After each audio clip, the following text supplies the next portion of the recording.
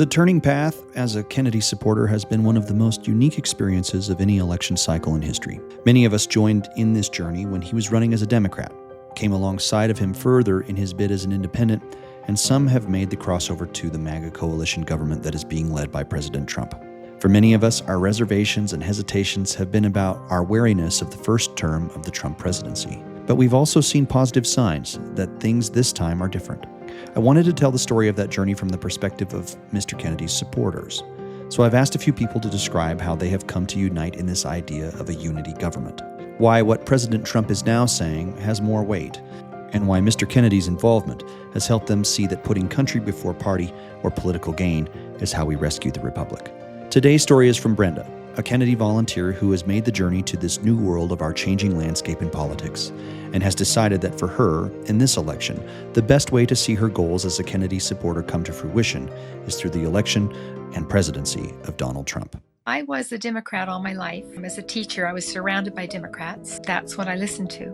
I was a little bit of a little rebellious, and I like to do a lot of research. When I learned about Bobby, I immediately knew that I was an independent and that's where I should be. Got online and listened to him.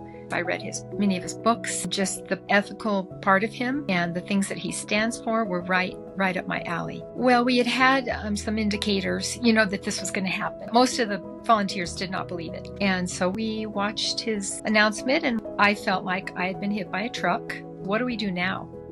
What still makes me want to cry? You adore him as a human being because he is so good. And you put your life into this.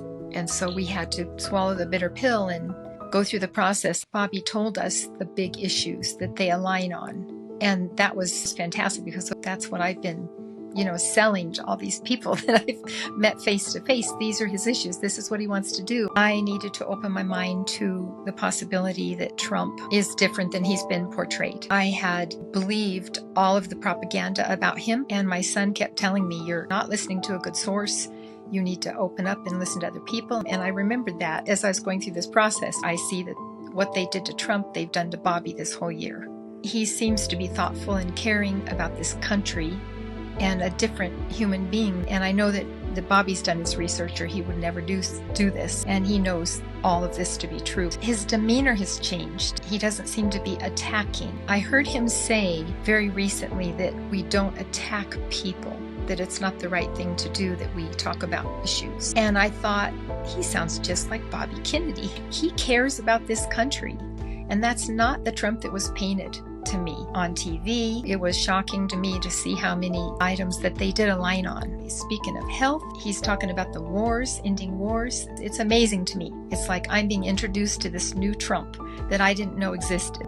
Bobby knows who to choose. He said he's going to make sure that whistleblowers and people from all walks of life and all sides of the spectrum of politics are going to be on that transition team. Bobby and Trump have both said that they don't agree on everything and that they are going to agree to disagree and they're going to debate each other. That's what America should be all about. Now we have these two powerful men coming together and want to bring our country back to the people. And they're doing that with discourse.